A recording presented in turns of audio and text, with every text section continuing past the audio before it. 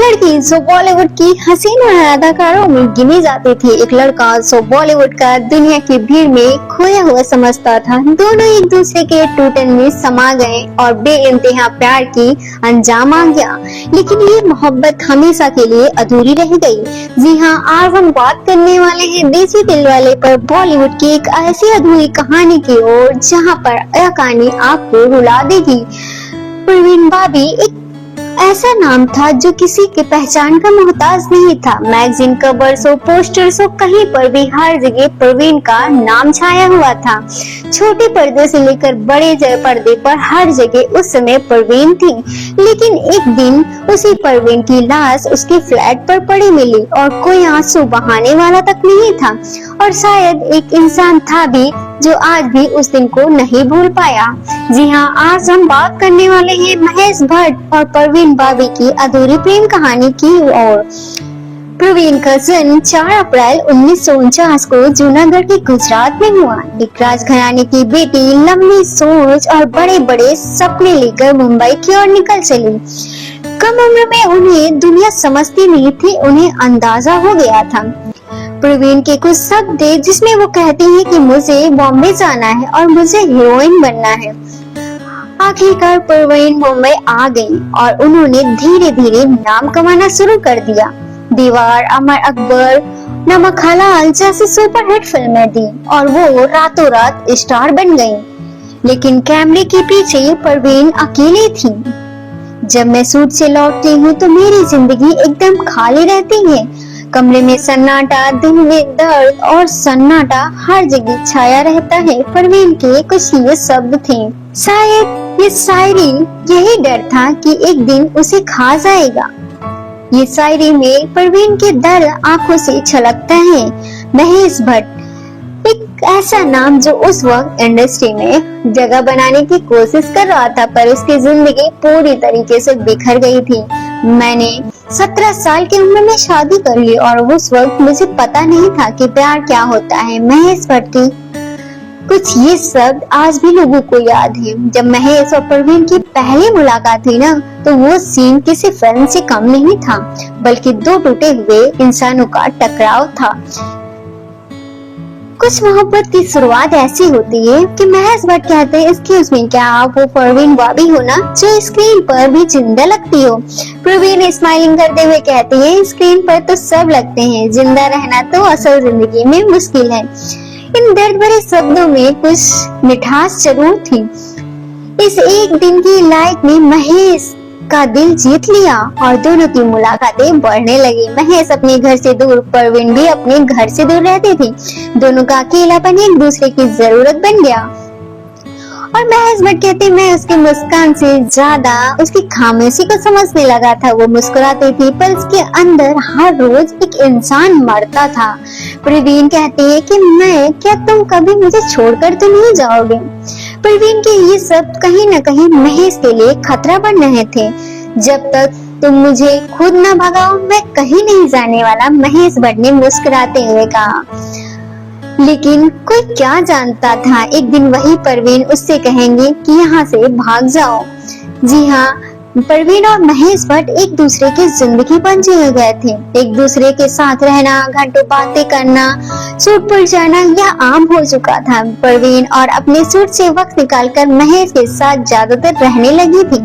महेश घर से दूर, बीवी से दूर और अपने नए रिश्ते की शुरुआत कर रहे थे और इस रिश्ते में वो इस कदर डूब गए थे कि अपनी फैमिली तक को नहीं याद करते थे। महेश भट्ट आज भी कहते हैं कि मैं उसकी आंखों में एक समंदर देखता था जो क्या चाहता था कि उसमें डूब जाऊं। मैं डूब गया जानबूझकर।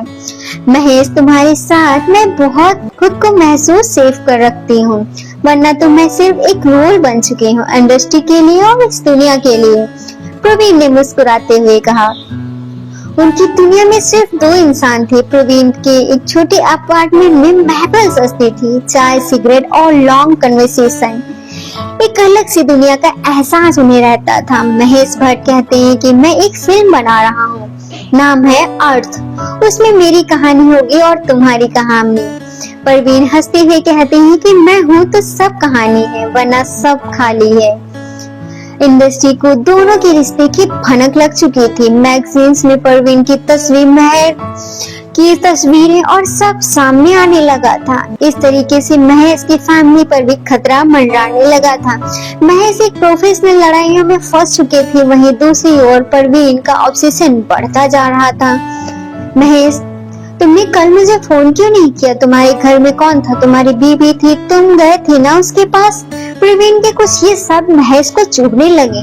महेश बोलते हैं, मैं तुमसे प्यार करता हूँ लेकिन मैं फंसा हुआ हूँ। मेरी बेटी है, मेरी बीवी है, सब कुछ है, मेरी फैमिली है।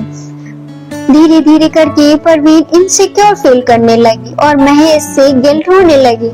यह रिश्ता मोहब्बत से ज्यादा डर बन चुका था।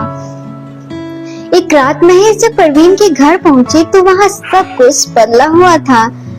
परवीन कहती है कि दे आर वॉचिंग मी, मुझे चिप लगाई गई है। महेश, मुझे बचाओ, मुझे देख रहा है। महेश भट्ट कहते हैं कि मैं ये क्या कर रही हो, तुम ठीक हो ना? परवीन कहती नहीं, सब मुझे मार देंगे, तुम से सब झूठे हैं। प्रवीण को एक बीमारी थी और वह इस बीमारी से जूझ रही थी। रियलिटी और फैंटेसी में फर्क मिट चुका था। महेश ने डॉक्टर को बुलाया, प्रवीण को एडमिट कराने की कोशिश की, लेकिन तब तक सब कुछ खत्म हो चुका था। महेश ने कहा, मैं कुछ नहीं कर पा रहा था, मैं बस देख रहा था उसे बिखरते हुए। महेश, परवीन कहती है कि महेश एक बार बात करो, मुझे बचा लो, मुझे मत छोड़ो। महेश अब टूट चुके थे। बीवी के सवाल, बेटी की नजरें, समाज का ताना और परवीन जो अब हमेशा ही आंखों में अजनबी हो चुकी थी। महेश कहते हैं, मैं एक ऐसी जिंदगी नहीं संभाल पाया जो मैं खुद एक फिल्म मेकर था। महेश ने परवीन से दूरी बना ली और परवीन धीरे धीरे एक बंद कमरे के पीछे गुम होती चली गई। वह एक ऐसा टाइम था जब वहाँ पर आवाजें तक नहीं आती थी और धीरे धीरे गुमनामी की दुनिया में खोती गई। समय आया 21 जनवरी 2005, मुंबई। परवीन भाभी के घर दरवाजा 3 दिन तक नहीं खुला। जब पुलिस पहुंची तो दरवाजा तोड़ा गया और परवीन अकेले बेजान फर्श पर पड़ी थी। उनके हाथ में कोई चिट्ठी नहीं थी, बस एक पुरानी तस्वीर महेश भट्ट के साथ मुस्कुराती हुई। शायद 3 दिन पहले ही इनकी मौत हो गई थी। खाना पड़ा हुआ था, दवाइयाँ खुली हुई बिखरी पड़ी थी, लेकिन कोई फोन करने वाला तक का नहीं था, कोई मैसेज, कोई आंसू बहाने वाला नहीं था। परवीन मरने से पहले जिंदा नहीं थी, वो तो उस दिन ही मर गई थी जिस दिन महेश ने आखिरी बार दरवाजा बंद किया था। महेश भट्ट ने एक इंटरव्यू में कहा था कि जब मैंने सुना परवीन अब नहीं रही तो ऐसा लगा जैसे मेरी रूह का हिस्सा चला गया। मैं उसे बचा सकता था लेकिन मैं भाग गया। महेश ने उसी दर्द को शब्दों में ढालकर एक फिल्म बनाई, वो लम्हे, जिसमें कंगना रनौत ने परवीन का किरदार निभाया। महेश कहते हैं, वो लड़की जो सब कुछ होते हुए भी अकेली रह गई, उसे मैंने खो दिया। उसकी मोहब्बत अधूरी नहीं थी, मैं अधूरा था। कभी कभी मोहब्बत अधूरी रह जाती है तो वो अमर बन जाती है। महेश और प्रवीण की कहानी भी ऐसी थी, जिसे प्यार किया पर निभा न सका, जिसने टूटकर चाहा लेकिन जोड़ नहीं पाया। प्रवीण भाभी एक नाम नहीं, एक अधूरी दास्तान थी जो आज भी लोगों की आंखों में नमी छोड़ती है। और महेश भट्ट वो शख्स जो जिंदगी भर उस नमी को पोंछते हैं, पर वो तस्वीर कभी धुंधली नहीं पड़ी। ये थी बॉलीवुड की सबसे दर्दनाक मोहब्बत, एक ऐसी मोहब्बत जो खत्म हो गई पर भूली नहीं गई।